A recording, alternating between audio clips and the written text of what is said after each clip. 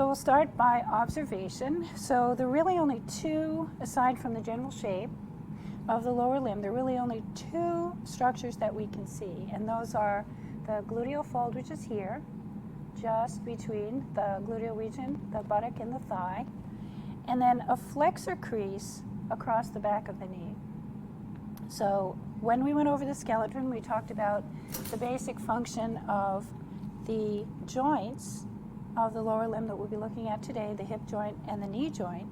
And so this is a crease that forms in the skin, over the skin during a lifetime, as the knee is flexed and then extended. Okay, practical exam. Practical exam. So we start with observation. So, and only two things you can see. Here is, The gluteal fold. yeah, and here's the Flexion crease. of the knee. Of the knee. Exactly. Something else you can see, which is kind of interesting, is you can see these dark places on the body. And that's because this patient was lying on their backs probably when they died. And so after death, the capillaries open and blood pools in the most dependent parts of the body. So that's why it looks a little bit like a bruise. Right, it looks like a bruise, and it's called lividity. And you may have heard about it if you watch Crime Scene International. So here is roughly the position of the ischial tuberosity. So see if you can palpate that. The ischial tuberosity. Ischial tuberosity. So that is actually the bone that you're sitting on when you're sitting in a chair. That will be the attachment for the muscles of the posterior thigh. And the sciatic nerve, which is the major nerve supply to the posterior thigh, and all of the crus will be running just next to the ischial tuberosity. So that's an important bony landmark. And then if we come out here, it's much easier to palpate in living tissue. So if those of you who are watching this Harvard X course are not in an internet cafe or anywhere it would look odd to be palpating, you're welcome to palpate along with us. So this is here we would feel the greater trochanter, which is right here. Greater trochanter. The greater trochanter, and that's a bump on the lateral side of the femur. The greater trochanter on the femur. Greater trochanter on the femur. Then the femur will angle slightly inward like this. And then when we get to this region, here will be the epicondyles of the femur, lateral and medial. So the epicondyles, medial and lateral. Yep, so palpate. Palpate. Where? And then just below that, it's easier to feel again in living tissue, will be the joint line between the femur and the tibia and the fibula here. Here's another landmark that you can actually feel either on the body, on a patient, or on yourself, and that is the head of the fibula.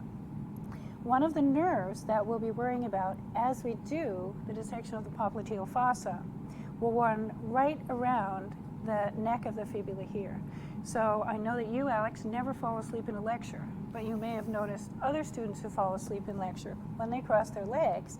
And when they wake up, you'll either notice that they're shaking their foot because it's tingling, or they have trouble figuring out where their foot is when they take a step. And so that's because of that nerve that runs around there. So that tells you it's an important nerve and one that we'll need to be really careful of. As we go down a little bit farther, again, we have landmarks we can feel at the joints. Because there are no muscles crossing these surfaces, it's hard to palpate. It's hard to palpate these.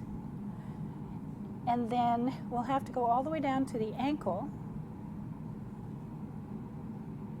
to palpate the two bumps on the sides of the ankle. So these bumps are called the malleoli. And what would be a really sensible name for the one on the lateral side? The lateral malleoli. Yes. And that would be on which bone? And that is on the fibula. Yes, exactly. And the medial malleolus would be on the Tibia. just right. So now we have our bony landmarks. So we've observed and we've palpated. And now we'll be drawing on the body to estimate the positions of things that we'll need to watch out for. So reviewing again, Alex, what's this structure? We've got the gluteal fold, Yes, and what's the bony landmark right there? the ischial tuberosity. Exactly, and the posterior thigh muscles will start here, and attach here. So the colloquial name for the posterior thigh muscles is the hamstring muscles. And so these will be the hamstring muscles.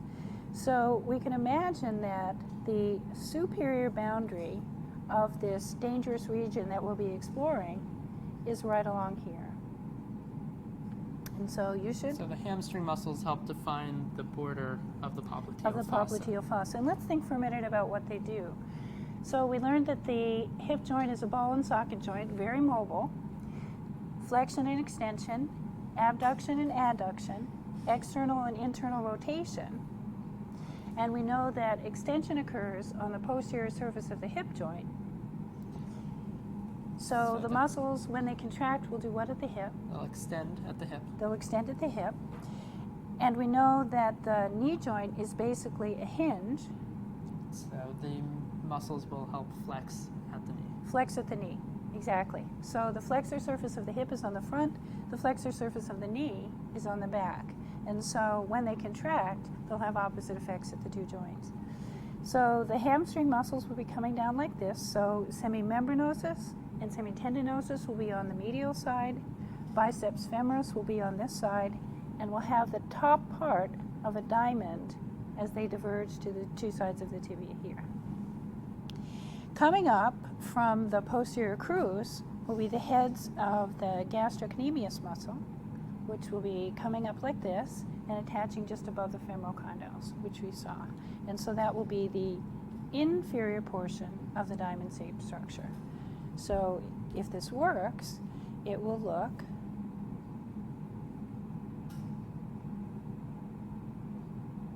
roughly like that.